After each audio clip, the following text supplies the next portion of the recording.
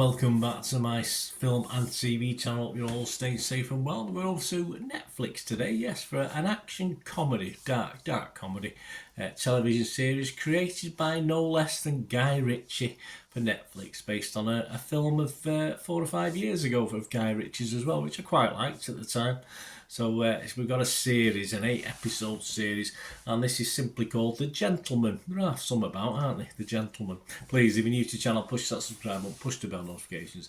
Everything film and TV series like this, films, information, vlogs, lots of different things. Great to have you on board. Let us know your thoughts on this series or anything to do with film and TV.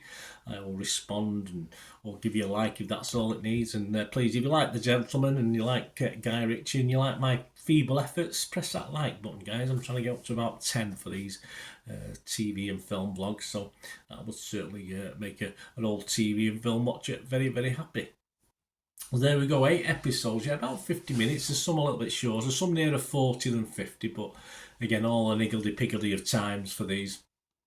And the series stars Theo James in the lead role. Yes, he does a great job in this. Some great acting talent anyway overall. This is released on March the 7th, 2024. All these comments today and scores I'm going to give you are set March the 12th, 2024. What's it about? Well, Edward, if you similar to the film, if you watched the film, you might have a gist of it, but of course it's a totally different cast, etc. Edward Horniman has unexpectedly inherited an estate of 15,000 acres and the title of the Duke of Halstead from his recently deceased father. But he learns that the land has become part of a weed-growing empire by Bobby Glass. Now he must navigate a world of eclectic and dangerous characters, I think quirky as well, with nefarious agendas while also trying to protect the home and stay alive, most importantly. Yeah, so as well as Theo James, in this, we've got Kea Scodelario, Daniel Ings, Jolie Richardson, Joshua Maguire, Vinnie Jones, no less, and a multitude of other familiar faces. As I say, all these scores are at the 12th of March 2024. Rotten Tomatoes, only a 68% approval. Yeah, it was a little bit higher than that, but it's actually gone down. That's based on 40 critics. The consensus says, slick as a well-pressed suit and given watchable wattage by its cast, Guy Ritchie's The Gentleman doesn't seamlessly expand upon the original movie, but has enough verve to be fun in its own terms. Yeah, can't disagree with that. Metacritic, the other one we look at, give this 67 out of 100. Again, not fantastic, but good enough. 25 critics, 15 were positive, 10 were mixed, and there was no negatives, which is good. Beth Webb from Empire Magazine only give it 60 out of 100. She said that Kea Scodelario is the kingpin in this hyper-stylish, though often wheel-spinning spin-off, which serves as proof that Ritchie should stick to shorter run times where he can. No, I disagree. They're a bit of both, sort of. Fine for me, Beth. I think you're wrong there.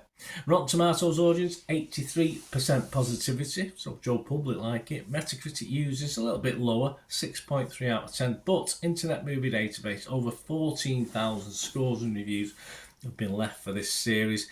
8.4 out of 10. That's not too shabby, is it? I'd imagine that would settle around the 8.2, 8.3 mark by the time a series has been out for a while. That brings me to my little thoughts on this. I've sort of hinted that I quite like this. Guy Ritchie, I think, well, rarely lets me down or lets anyone down with his style, and you more or less know what you're going to get, and he doesn't try to evolve too much. If you love his stuff, you'll find no reason not to at least like this a lot as well. Perhaps not love it, but certainly like it a lot.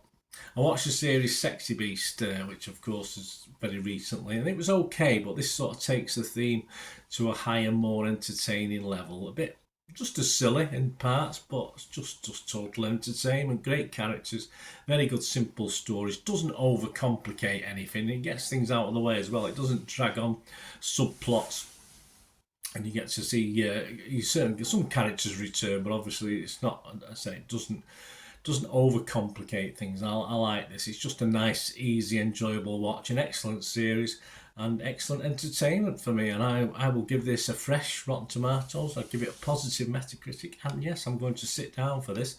I'm going to give this an 8 out of 10. I was thoroughly entertained. I watched it over the course of an afternoon and a morning.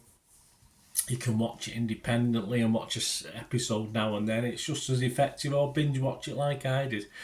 Just great entertainment, great fun. Saying nothing too superior or special, but of course the critics are a bit of a downer on it. But generally, I think Joe Public like it, and I, as Joe Public, liked it as well. Let me know what you think, guys. Anyway, great to hear your thoughts. Until we meet again, that's one thing. Don't please stay safe, everyone. Bye for now.